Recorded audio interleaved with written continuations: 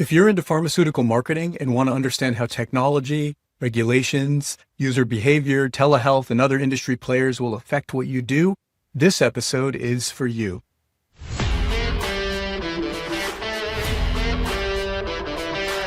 Welcome to What's on Tap, your prescription for digital health marketing.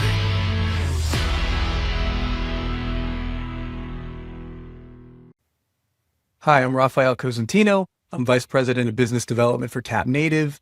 And if you don't already know, Tap Native is an ad platform focused on health and medicine, and we reach consumers or healthcare professionals. Our ads appear on a network of almost 10,000 websites like drugs.com, sharecare.com, WebMD, the American Diabetes Association journal pages, Helio.com, healthday.com, and so many others. Today, I am joined by Rajiv Leventhal, who is Senior Analyst, Digital Health at EMARKETER. And if you don't already know, EMARKETER provides a comprehensive suite of resources, including forecasts and insights to help revenue-driving teams anticipate changes across marketing and advertising, e-commerce landscapes. And as healthcare marketers, I'm pretty sure we're all familiar. We've been looking at these reports and these insights for years, even decades. Welcome, Rajiv. Thanks for being here. Thank you so much. I'm happy to be here. So I want to open it up with this idea. There's a looming ban on DTC pharma ads. And we've all heard this talk for many years. Many politicians are talking about this. It's a nonpartisan issue. And for me, I'm just wondering your thoughts are around how it would affect the industry and what you're hearing in terms of money being spent or how it would be reallocated. Yeah, we've been thinking about this a lot and researching a lot. And I think the first top line take for me is that a total and complete ban is very unlikely. RFK has talked about it when he was considering a presidency run. He was talking about it then, and then he was talking about it as he was sort of gearing up to be HHS secretary. So it got a lot of media attention, and I think rightly so.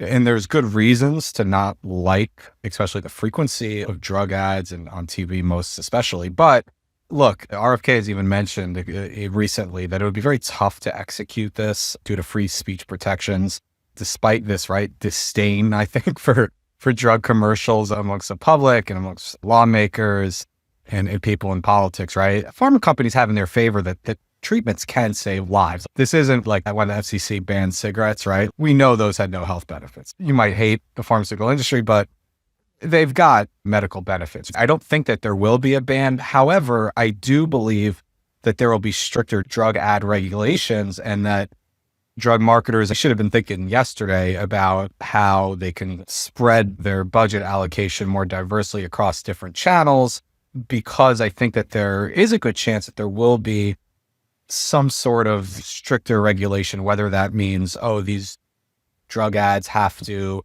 disclose more side effects, which I guess would increase like the length of the ad, whether there might be pricing information that needs to be included, because we know drug prices are a big target for this administration. That might be something like they don't get the same tax liabilities for advertising. I mean, pharma companies like they used to. So if you keep that in mind, I think there's a really good argument that they should have already been starting to think about more disease education, disease awareness campaigns, not so much pushing a specific product. And then also get into more doctor marketing. We know consumers are what everyone talks about, right? And I get it, but we know that doctors are pharmaceutical companies' biggest customer. It's not consumers like me and you. It's not patients. It's doctors. Doctors are still the ones, even with this DTC push that we're going to, I think, get into, doctors are still the gatekeepers, right? They're the decision makers for the most part. Totally. And I like the way you think about it. And I agree with you. I think it's highly unlikely that there's ever going to be a ban, but I think that having these conversations is interesting, and it's a great exercise for pharma marketers and all the constituents across this whole ecosystem. I sort of put it into three categories. I think you're right. I mean, DTC advertising, we all know it creates great conversations with patients and their doctors, and that has benefits. And whether the patient goes in because of a DTC ad and ends up coming out with a generic or a non-RX product or an OTC product, doesn't matter. Having conversations with the doctors is a definite benefit. So you're 100%. And then when you look at like the top categories of drugs, you're talking about oncology is already 20% of all RX drugs. I mean, these are not recreational drugs. I mean, anti-inflammatories, GLP1s for weight loss, obesity, diabetes drugs, anticoagulants, antivirals for AIDS and hepatitis C. These are real necessities. They actually help people tremendously. And so I don't think that's sort of one reason I don't think it's going to happen. The second reason, I think free speech has become this huge issue in our country. Everybody's talking about it. People are allowed to say what they want if they're telling the truth. If they're lying, if they're not disclosing risks or something like that, they can be fined, they can be sued, but that shouldn't prevent legitimate marketers from talking about legitimate products. And number three, it's not going to change anything. It's just not going to change anything. If you look at the pharmaceutical marketing funnel, the advertising funnel, and you think about DTC at the very top, if you eliminate that section, all you do is replace all those ad slots, those video slots, those commercials, those native ads, all the influencers with direct to patient, telehealth, patient portals, condition. So they're going to still spend the same amount of money, and it may not activate the patient in the short term, but in the midterm and in the long term, they're still going to drive those people down in the funnels. They're still going to market their drugs. And what's interesting about this exercise, they have not really done that. I mean, we're going to talk a little bit about why they're starting to do that. But what's interesting to me is when you think about the cost per acquisition of these patients, they understand this down to the penny. It may actually be less expensive to not go direct to patient and work with telehealth providers and create their own patient portals. They actually have to pay a premium when you buy direct to patient. Oh yeah. I mean, it just in terms of like TV ad spending, it's not the cost isn't even close. Pharma spent $10 billion on TV ads last year, over $3 billion, I think, in the first 6 months. You think about the direct to consumer ecosystem or portal that you just brought up. Isn't it kind of an extension of what TV pharma ads were? They give you a little bit of a story of a patient who has taken this drug. You learn about the drug. You learn about where you can get more information.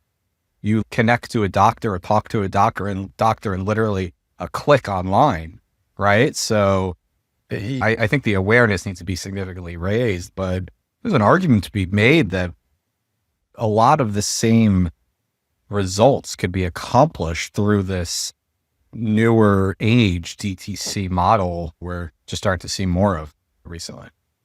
A lot of the talk around that switch between when I go see my doctor, I know I'm the customer, right? The doctor is sort of working for me, working for whoever their patient is. When I go to a telehealth platform or a third-party platform that has a script writing NP or PA or MD, yes, I'm the customer, but there may be another customer too. And that may be a drug manufacturer, pharma, it may be sort of their telehealth platform or their delivery service or whatever that is. So it starts to blur the lines between who actually is the customer and who gets served. But I think that with regulations and making sure that people are adhering to laws and doing the right thing for the patient, I think you're right. I think it can be more efficient and it can create better health outcomes. I think so. And, there's certainly some ethical considerations. I think what you just described would light some people's hair on fire when they think about like what that actually means. Is said telehealth provider who has a deal with a Pfizer or an Eli Lilly, are they doing the specific patient background? Are they looking at a person's lab history, allergies, medications, right? Like those are, I think, legitimate questions. And then the extension of that is, are they just there to prescribe the manufacturer's drug? And this is something that a group of senators launched a probe into earlier this year, and a couple of weeks ago came out with results. And what they found is that some of these deals with like Lilly and Pfizer, they looked at those specific companies, some of their deals with telehealth companies extended into like the millions. But even more than that, they got answers from the telehealth companies, like how many prescriptions are you writing and how many of them are from this manufacturer who you have a deal with, their drug versus maybe a generic. In some cases, it was very frequently that the telehealth provider would prescribe the manufacturer's drug, but in other cases, it wasn't. It was a mix of their drugs versus another drug. So these are real questions, despite, I think, the DTC push from pharma, which makes a lot of sense. There are some safety questions that I think are important to talk about. Well, that's interesting. The devil's in the details there. And if you're going to go to a telehealth provider, which is somehow directly related with a pharmaceutical company, and there's only one drug for that condition or that disease, that certainly does raise ethical concerns. But if there is a myriad of other alternatives and generics and many different things to choose from, it certainly does take away some of the ethical dilemma that you talk about.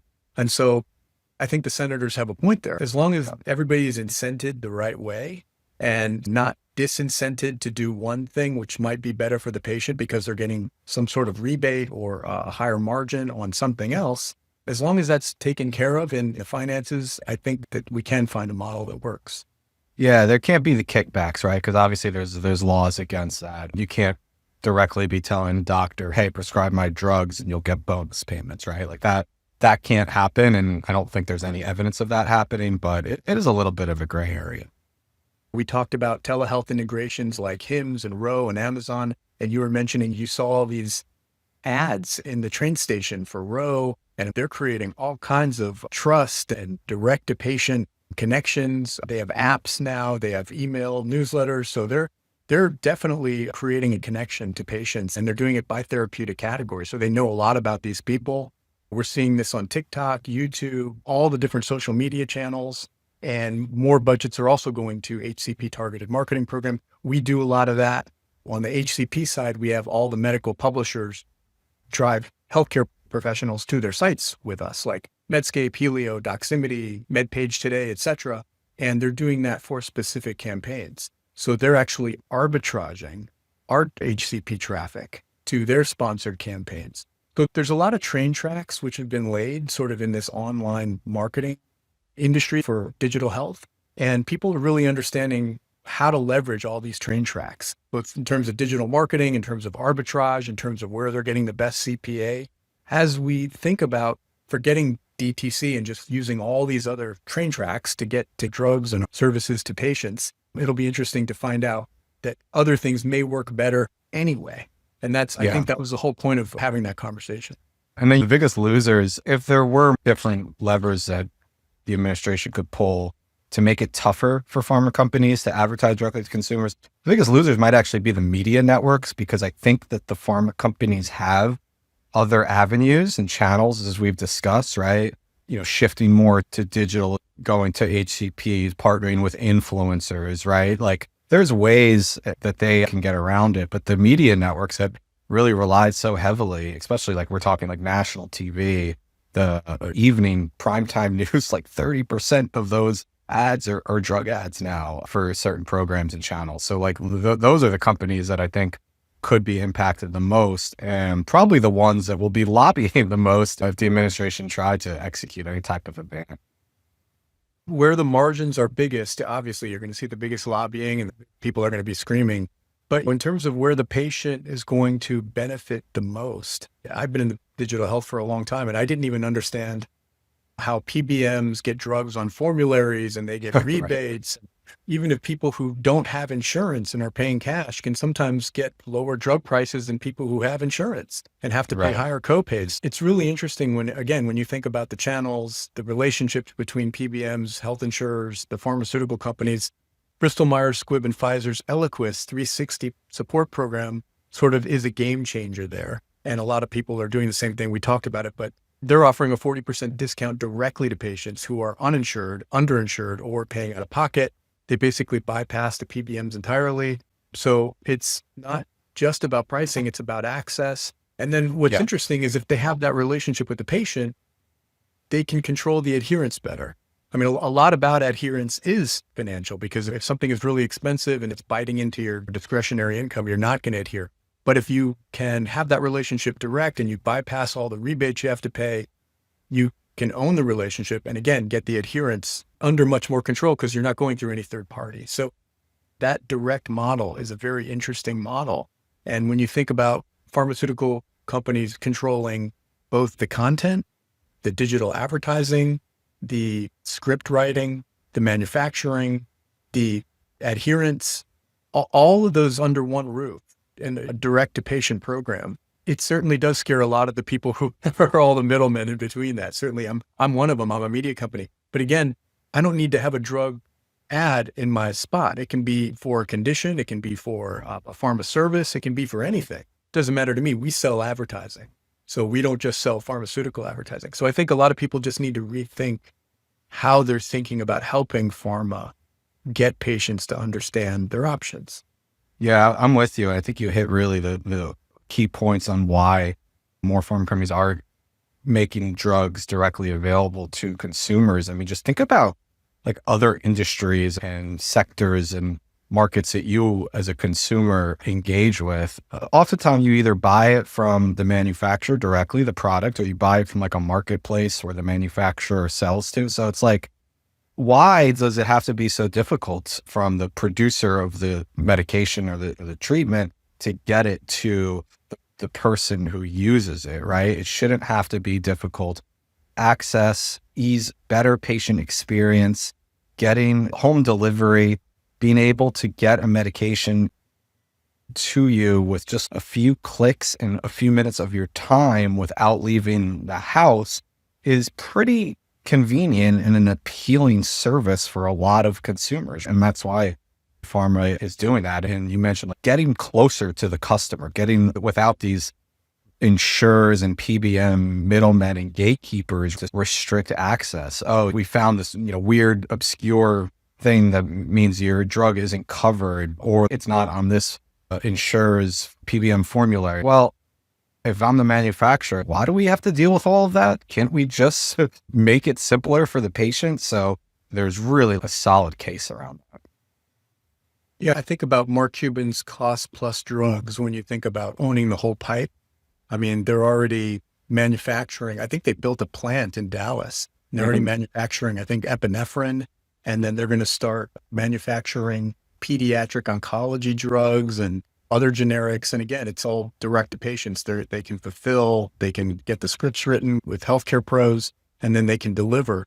But, there are many patients who have an affinity with like Amazon in terms of delivery. I mean, that's a service which has a proximity to Amazon that nobody can probably touch. I mean, when you think delivery, you think Amazon. My credit card's already there. And that's why their pharmacy already has something, I think it's like a 13% adoption. So as people build habits, it doesn't matter if there's something better or if there's something different. I mean, people are only going to try so many things before they build a habit, and then they're just going to do that. That's just the nature of everything that we understand about business. So people might try one or two things, and then they're going to find something that works, and they're just going to stick to it. I don't know if it's all going to be direct to pharma, but we'll find out again where all this sort of lands. Hims and RX, Plush Care are also gaining real traction. Those guys are also spending tremendous amounts of money. Hims is growing like crazy. I just saw their stock price the other day. I think it's $15 billion valuation. I mean, so these are serious companies now. I keep going back to who's the customer? Is the patient the customer when he's talking to the doctor? Or is the distribution partner the customer? Is the pharmaceutical company, is Amazon the customer and you're the product? That's going to be how these things form, how regulations form, and who screams murder in terms of being unethical, as you said. Yeah. And some of these online players and newer direct-to-consumer companies, they have kind of nailed the consumer experience piece of this, I think. Like you mentioned Hims and Ro. The two of them, I would say Hims especially, really honed in on the frustrations that people have with the healthcare system when it comes to even just scheduling appointments and taking off time work to get into the doctor. Like we know telehealth is a commodity now, but even the psychological element of, I don't really want to go to a doctor and discuss the specific problem with them. Oh, Hims is popping up with sexual health treatments, with hair regrowth treatments, sort of like removing the stigma there, and it's working. And they're doing like a great job on like the online platform piece of it to just get people to keep coming back. So it's like they reel you in with a product that I think has immense value for certain consumer segments. And then they keep you by providing a digital experience that just dwarfs what people are used to in healthcare. You have to keep in mind, the bar is so low. People don't know how to navigate their insurance, right?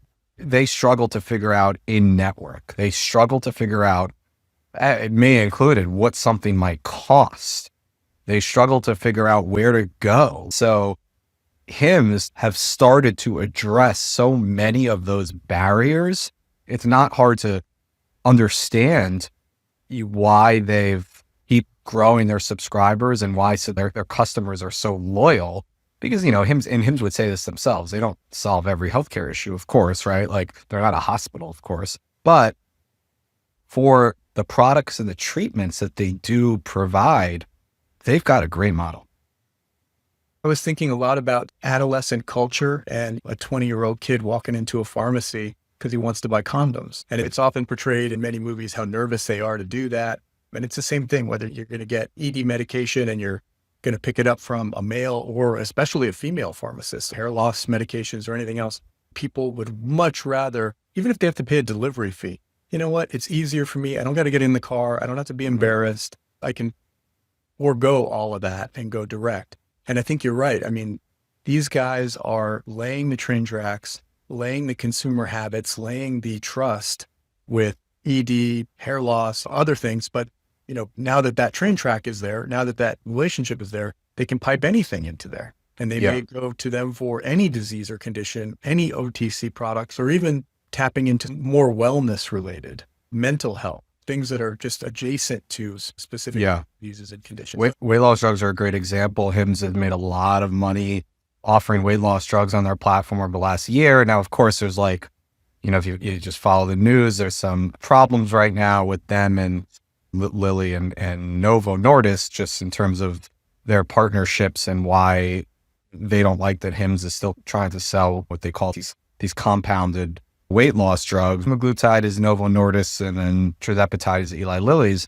Those are the two ingredients that make up the drugs we hear of: Wegovy, Ozempic, Zepbound, and Mounjaro. And when they were in shortage last year, those four drugs last year and the year before, you couldn't get those drugs, right? There wasn't enough supply. Novo and Lilly just weren't able to meet the demand. When that happens, there's a regulatory loophole that allows companies like Hims or whoever to partner or even have their own, what they call compounded pharmacy.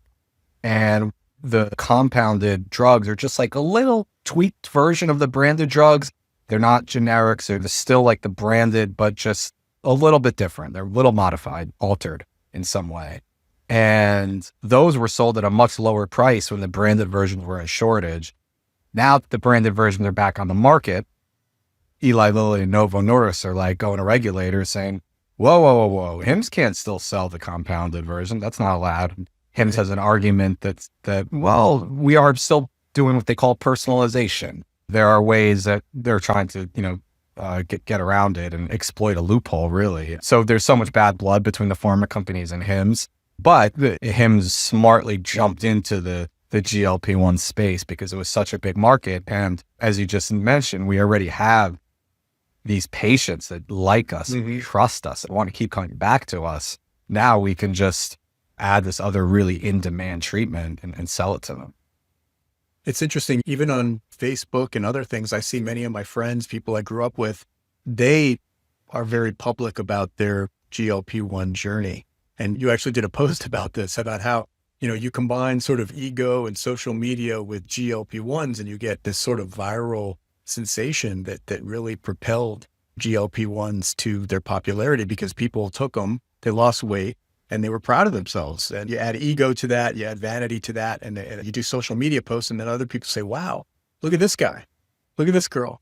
And then they want to try it too. And it's this self-propelling mechanism, which is really interesting in this day and age, combining telehealth and social media and virality. It was such a fascinating behavioral experiment for me to research for this report I was working on weight loss drugs and how they became so popular because the FDA approved them for weight loss. They were approved previously for diabetes. That was a big piece. But the far more interesting piece is how celebrities and influencers on social media would take these drugs.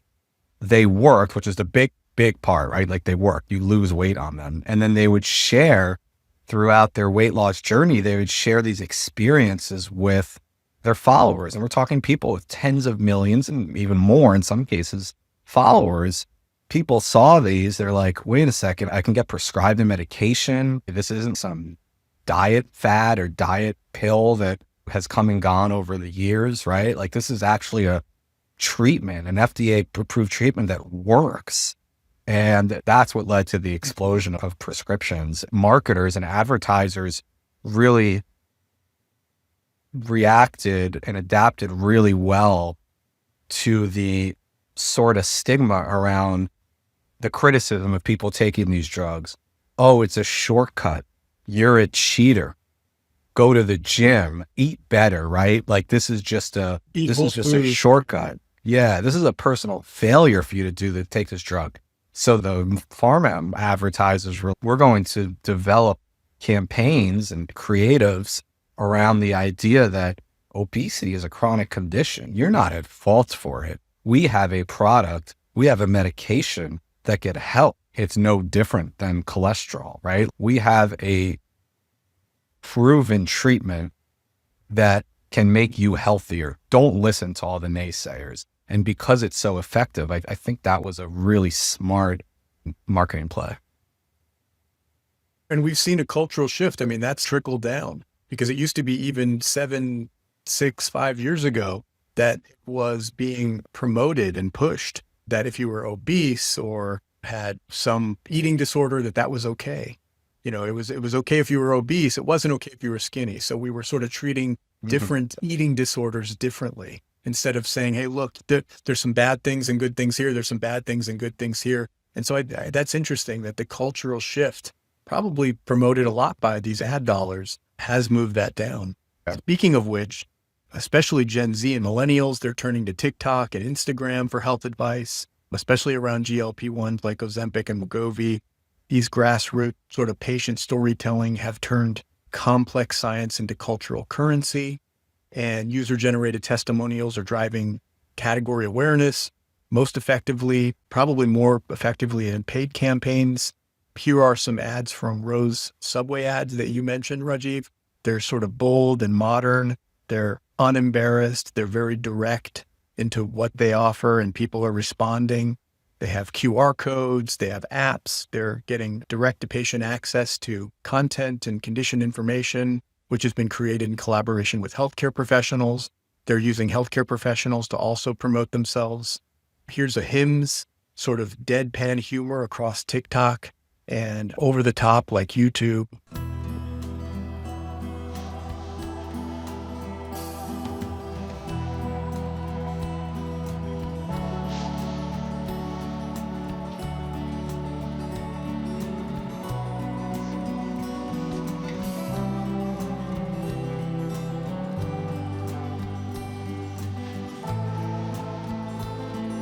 And here is Eli Lilly's TV spots for Mounjaro that blend emotion and efficacy. What if all I do for my type 2 diabetes isn't enough? Or what if once weekly Mounjaro could help? Mounjaro helps your body regulate blood sugar and can help you eat less food. Plus, 3 out of 4 people reached an A1C of less than 7%. And people lost up to 25 pounds. Don't take Mounjaro if you're allergic to it, or if you or someone in your family had medullary thyroid cancer or multiple endocrine neoplasia syndrome type 2. Stop and call your doctor right away if you have an allergic reaction, a lump or swelling in your neck, severe stomach pain, or vision changes. Serious side effects may include inflamed pancreas and gallbladder problems. Taking Mounjaro with sulfonylurea or insulin may raise your low blood sugar risk. Tell your doctor if you're nursing, pregnant, plan to be, or taking birth control pills. Side effects include nausea, diarrhea, and vomiting, which can cause dehydration and may worsen kidney problems. I can do diabetes differently with Mounjaro? Ask your doctor about once weekly Mounjaro. I wanted to ask you about AI. We provide a lot of insights to ad agencies and brands and our customers who are marketing with us, whether they're going to patients or to healthcare professionals. And some of that authority has been taken away from us by AI. I mean, they're asking questions, they're getting answers. They're even getting referred to other vendors by AI. EMARKETER provides a very high-end research product. I know that many people are going to AI with advanced prompts now.